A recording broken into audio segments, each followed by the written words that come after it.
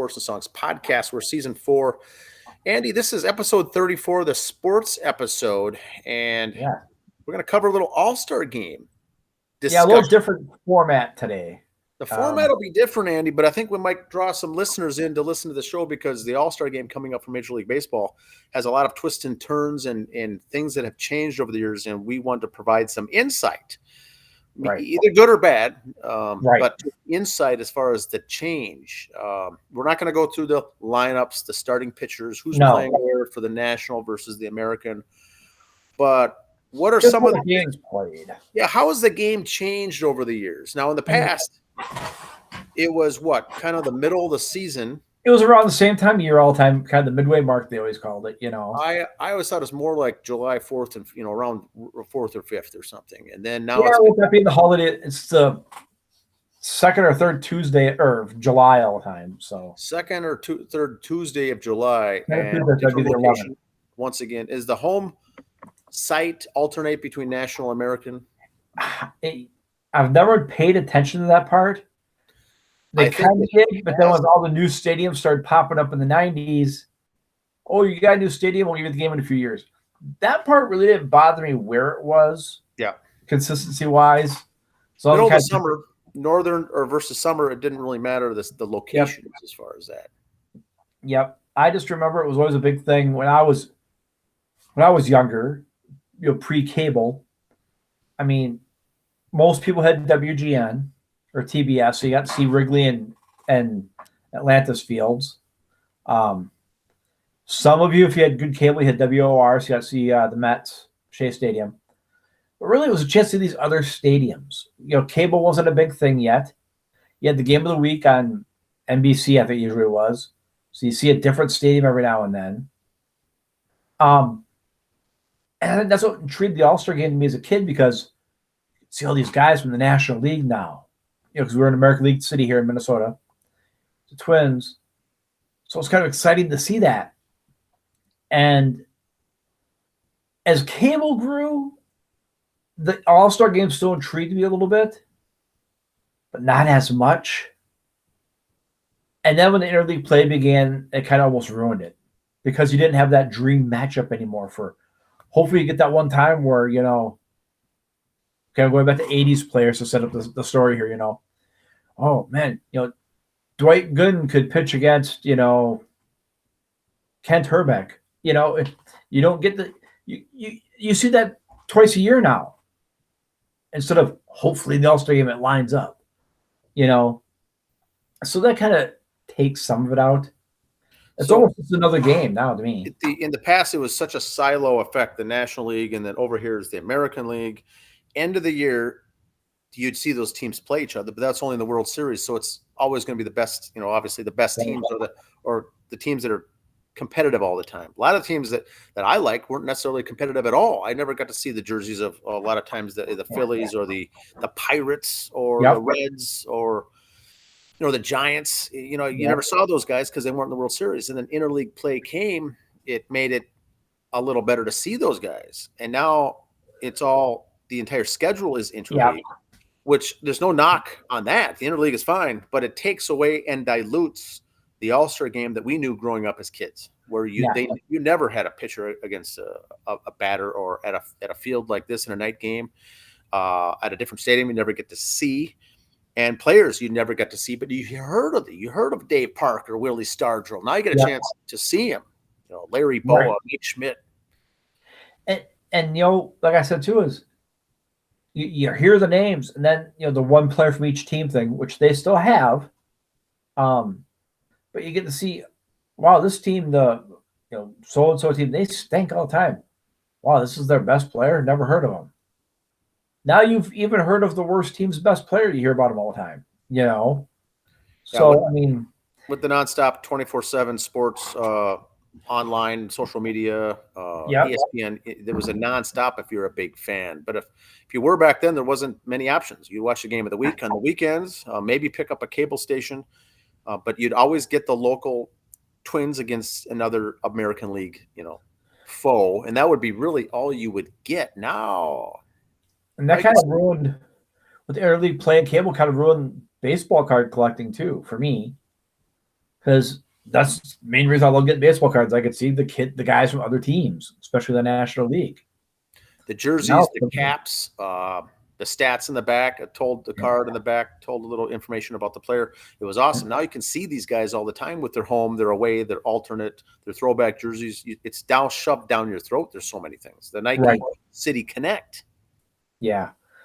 I mean, I used to mark the calendar on Saturday afternoons to watch the game of the week, or This Week in Baseball with Mel Allen, or heck, even for a few years, the Baseball Bunch, that show with Johnny Bench and the San Diego Tribune. You got to see stars from other teams. I watched that, yes. So the other thing I liked about the All-Star game as a kid is when the players were selected to go play, they would wear their own hat and own jersey uniform from their own team while they're on the field. That was always fun for me to see the guys coming in, every couple innings, the new guys, the replacements, the jerseys. You get a chance to see them in 1, 2.5, 3 hour game. You'd see all the players, all the jerseys. Like I said, if the good players and maybe a dud from the best player from the worst team, but still they were nominated to be out there, and you got to see all those things. Now, it was 20 years ago, Andy, that they switched. And went to the American League uniform, National League. Now they have a jersey that says American League and a jersey that says National League, and your logo or emblem of your team is stitched on there. Or your hat. But it's a one-time jersey that you wear. And that's it. You don't bring. Usually, you get selected to the All-Star game, and you're told to bring all your equipment and your gear and your uniforms. And unless you're the home or the away, pack it on your flight in so you know to wear the right jersey. Now they just give it to you all there. Unless you're Lou Whitaker. That happened one year when the All-Star game was at the Metrodome. Yes. His bag got lost. They had to go to the pro shop across the street and buy a Lou Whitaker jersey for him.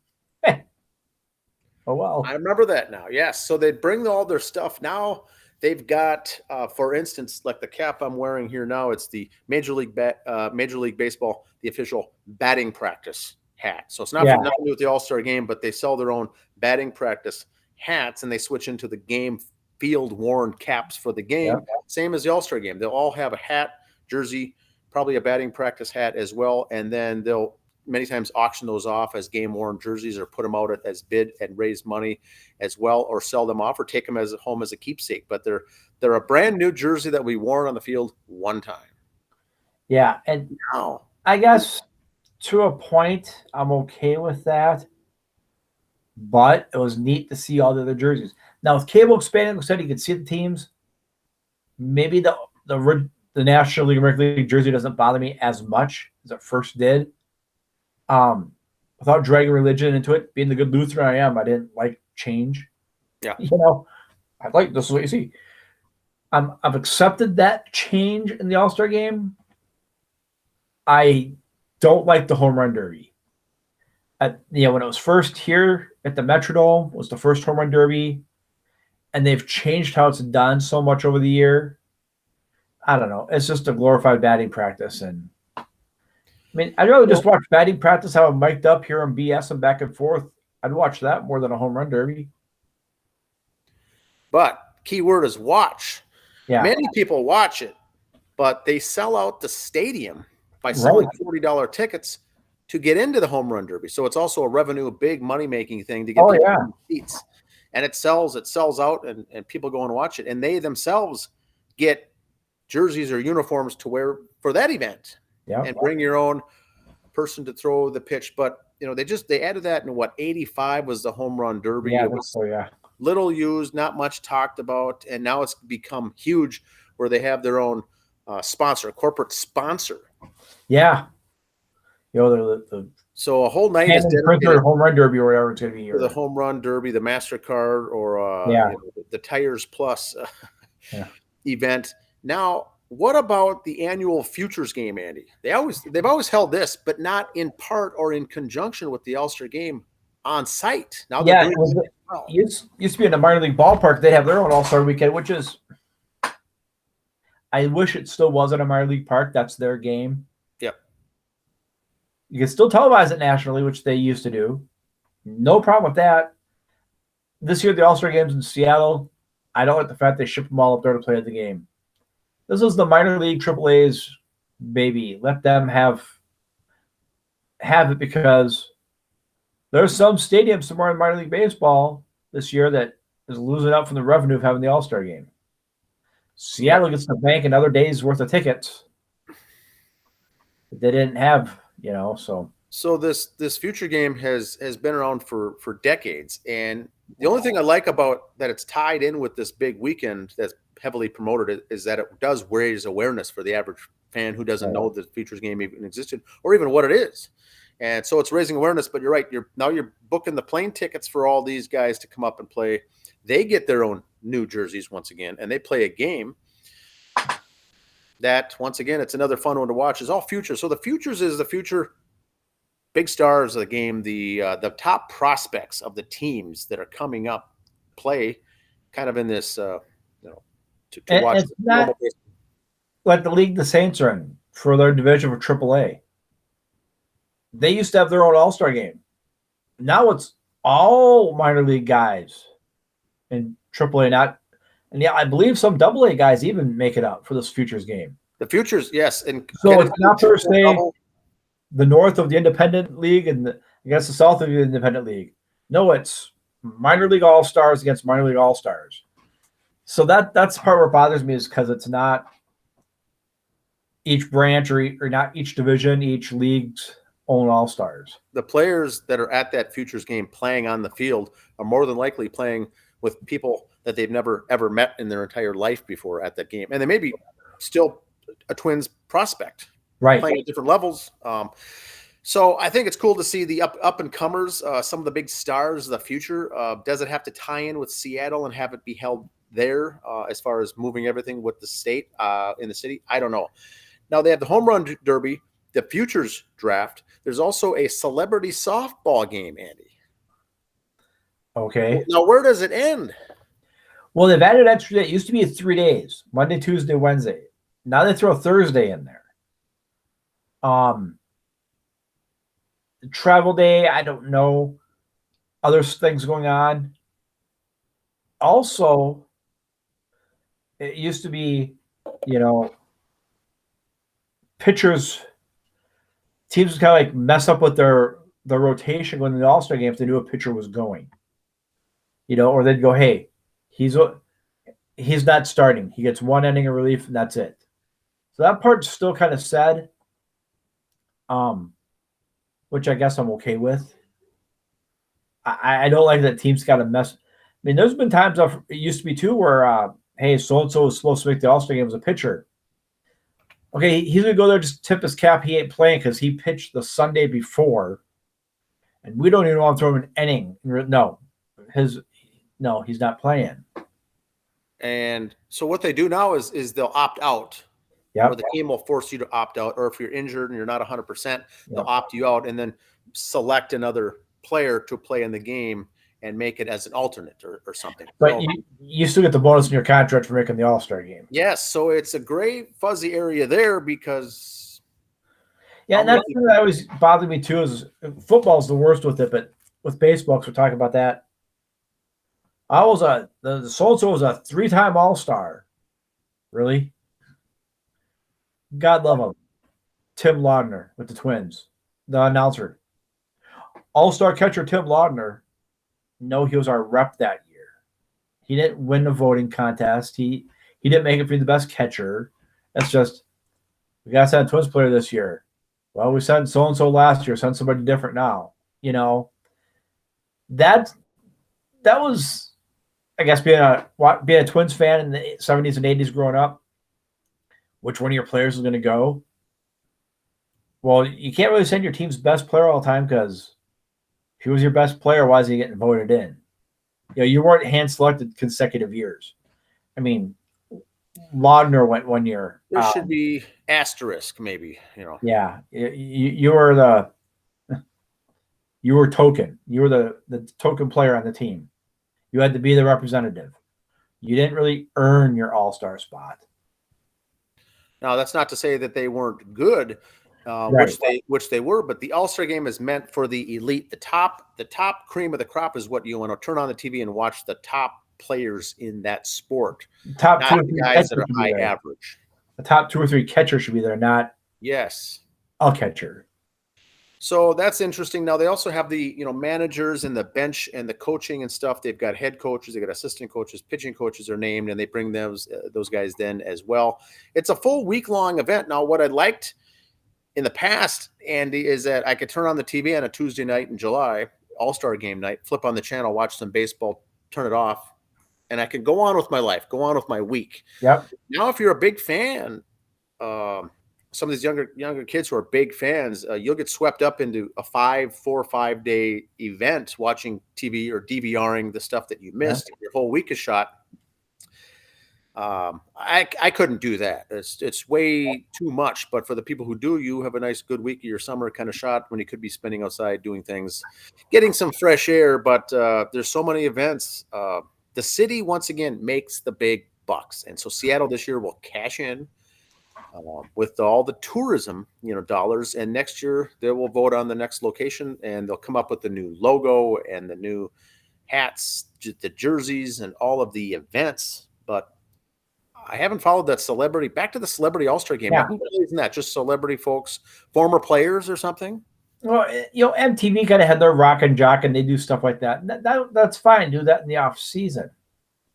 But the celebrity events like this, again, it's the TV. It's just a ticket grab.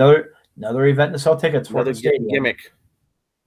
And make it a town thing now. I don't know where this game's being played. If it's at the Mariners Stadium, is it could be at the AAA team over in Tacoma Stadium? Where's it going to be? I don't know. And you know what? Don't care. Yeah. Really don't care. If you want to have a celebrity game at any time and call it a softball game for charity, God bless you, go do it. We have to do it during All-Star weekend or week.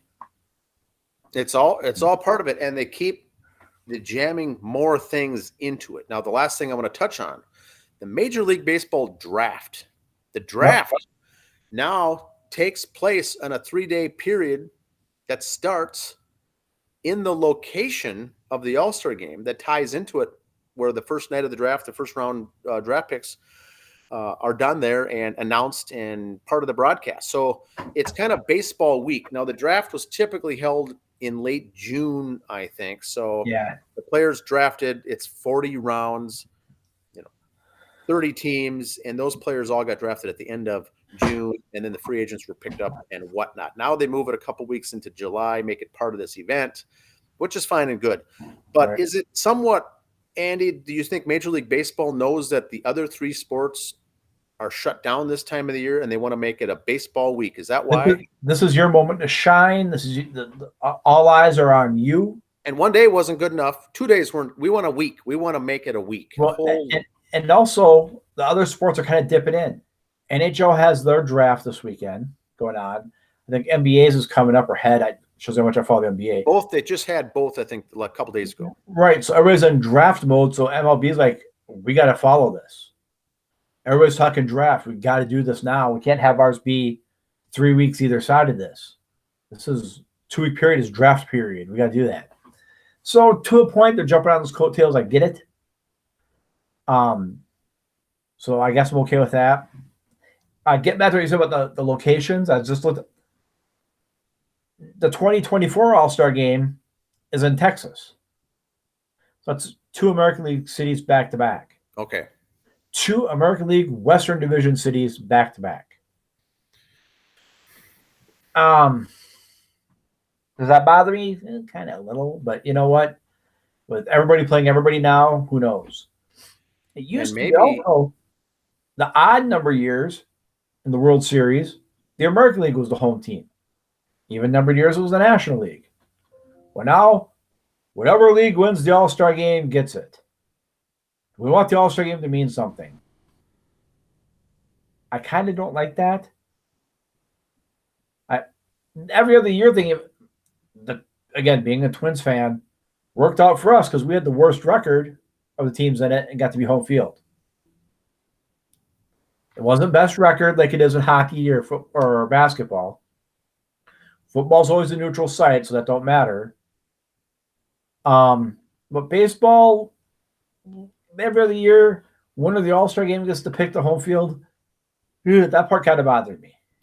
I agree because you quickly forget. It means something the next morning. The water cooler talk the next morning after the game. I can't wait. Which teams in the World Series to host it? Well, July, August, September, that's all long forgotten. Anyway, by the time the World Series rolls around in October, November, you're trying to check through your notes. Now, who won again? Where's it going to be? Yeah. And then you're looking it all up again. And I don't like that part of it. It's unless right now you're the Diamondbacks or the Rangers or a team who's in first place, you're going to pay attention. I'm pretty sure by Wednesday at noon, I'm going to forget who won the All-Star game. Correct. I agree. We'll go, did they hand an MVP out? When I was a kid, that was a big deal. Yes, the MVP of the All-Star game was a huge thing because you're the cream of the crop, and now you're named that special person from a performance that you had. You know, I'm thinking I think it was 84, Fred Lynn. You know, those games were huge. Gary Carter won it twice. Gary Carter. And to tell you a personal story, that's how I fell in love with him. I was watching the All-Star game. I was in Cleveland that year. He got MVP. That was one of the first All-Star games I remember. I was sitting there watching it. I had my bucket of popcorn and my beverage. Probably a Pepsi, knowing my mom. It was probably a Pepsi. And this guy gets MVP from the All-Star game. He put in Montreal. Oh, my God, what kind of hidden gem is this? Well, you know, exposed jersey. Yeah, and he was a catcher. It's like the stars were aligning for me, you know? And so this kind of the love affair for me started right there. The All-Star game, not only following his career, but the All-Star game itself. Yeah. You know? It was just incredible. And now it's like, who's MVP? The sad thing is more people will remember who won the home run derby than who got MVP. So it's a generational thing. We're in our early 50s, and so therefore we think you know the 70s All-Star games were the best in the early 80s. Do you think then those people in their 70s would say, hey, you know, when I was watching it in the 50s and 60s, it was the best. Even the 80s were bad. Or with the younger generation, do they think that the 70s and 80s were the worst? Now it's the best with all these events. You guys are just old and stupid. Is that a generational thing, you think? Probably. And again, like most things, the youth are wrong and we're right. But no, it's just what you grew up with. I mean, look at it this way. Our kids don't know life without a microwave. You know how many times I had to heat up something in the stove? I had to reheat something on the stove or in the stove. Now they just zap it for 2 minutes, it's done. So generationally, it's changed. So they don't know anything different without a home run derby, without a this and that. You know, the home run derby, I guess, is okay. Whatever. If I'm flipping channels during commercials, I'll watch it for a little bit, but I don't clear my schedule to watch the home run derby. Now, when is the game itself? Is it July 11th? 11th, yeah, the second Tuesday of the month. So July 11th is the game. I know it's literally not circled on my calendar. I don't know if I have plans to even watch it. I know we'll report on it for the show here, but right next Monday we'll say something about, hey, here's the start. I don't think I watched a complete All-Star game sitting on the sofa in over 20 years. Probably the 90s was the last time I did it, I think. Probably the one, I'm blanking the year, Boston, when Ted Williams was there. And all the players all drooled all over him. Yep. Now, and again, why'd I watch it? Ted Williams was there. Yes. Okay, so, I mean, why else would you not watch? But do you think they're all going to drool when they bring back, you know, George Brett in Kansas City? I would still be interested, but it would be a whole everybody and their brothers watching it. Because again, our kids are going to go, George Brett, who? No, who's that? When we watched it, was Ted freaking Williams was there, man. You know, I mean, oh, Ted Williams. And now you take a great like that, or if Wade Boggs was back in Boston, or okay, you can't say Tony Gwynn, he passed away. I'm trying to think of other great players, you know. If they had one here and they had Rod Carew show up in Minnesota again, I don't think it'd be that big a deal because it would be to me. All of baseball would not be like, who's the old guy? Yeah. You know. Well, Well, overall, it's a good event. It didn't have its magic, the majesty back in the day that it did. It doesn't have that now. The lore of it, I suppose the kids, the younger generation likes it or tunes in and Yeah. watches it. I don't know. The home run derby for the young kids, I think, is a blast if they're there watching Right. because Yep. all these home runs are hit. What a better scenario for parents to bring their kids to get the kids into the ball, involved in baseball, or interested in watching and eliminating all the boring parts of the game. And the entire evening is filled with home run. Now that's a genius idea. Oh I yeah, think. marketing But wise, it's great. It's just it's not for me. yeah, A lot of the skills competitions in hockey, I would rather watch for all their All-Star weekend. Hockey, I love watching their skills competitions. They do different things. now you had mentioned in the past, Andy, that you would watch if Major League Baseball had a skills Right. competition kind of a thing. Yeah, I know I would watch that. In Japan to do a bunting competition. Yes. 1 year for the All-Star game or a spring training, they had basically a tire at second base, and catchers had to throw through the tire. Outfielders had to throw through a certain target at home plate. Have that. Now, would their agents then push back by saying we don't want anyone getting injured at such a thing, doing this thing? Now, bunting, I give probably nothing, but throwing, a radar gun. Johan Duran, can you top out at 105? Someone could get injured. We might hear that if that came into play, but who knows? I want to say it was Justin Morneau. That could be wrong, but I doubt it. You very rarely are wrong. He won the home run derby. I don't think he hit more than a handful of home runs the rest of the year after that because his timing, he screwed up his timing in that. He admits it. Well, that's a fun thing to watch, and it's a fun thing to do. But these are professionals who are hitting the ball a certain way during the season, and now you're changing and altering that on one night in front of the cameras. It could wreck your season and everything else. The timing, like you said. So the home run, and if you're going to do these other competitions like that, include that in the one representative from each team. Then, if say the Twins have a really great outfielder who's got a good arm, and so he's going to be in the skills competition for throwing the ball from the outfield through the tire home plate. That's our representative. Sorry, because the fans voted these 2-3 guys that should have been catcher. Oh, well, the second, third guy, we already got 4 guys from each team there. We're going to take this guy from the Kansas City Royals to be the catcher now. Or whatever position, And that's how Wagner got in. It's like, no, that's a discussion. We should almost have that for a secondary show, or maybe next year, Andy. Is it the best players, the best stats, or is it the fan favorites? Those are 3 complete different buckets. Well, I remember what is the All-Star? What's the spirit supposed to be? The best players, right? Well, define that. I don't like it at local games. Vote for your favorite Twins player. The Mets had their thing. Vote for Lindor and Alonso. They don't deserve it. I don't think so. The Oakland A's had a thing in the 80s, late 80s, when they were winning their World Series and going out. They had a little machine at the stadium. You just put your All-Star ballot in there and it punched out all the Oakland A's players automatically. So is it a popularity thing? Are we trying to vote in our favorites? I don't think that's the spirit of the game, but it has turned into that. But that will be with every sport and every All-Star game. We'll never get over that hump. I mean, it kind of killed it in the 90s there for a while too, and not taken away from him, Cal Ripken Jr., great player. Till in his career, he did not deserve to be in the All-Star game, but he got voted in because he was Cal Ripken Jr. Yeah. So-and-so got voted in because of who he was. Yeah, it's a name recognition. It all goes into that. There's no way to really slice and dice that unless you eliminated all these other events and had 2 games. A popularity big name game one night, the next night the truly best players at their positions. Well, if you remember back in the day when we voted with our little test sheet, we had to pop out the numbers.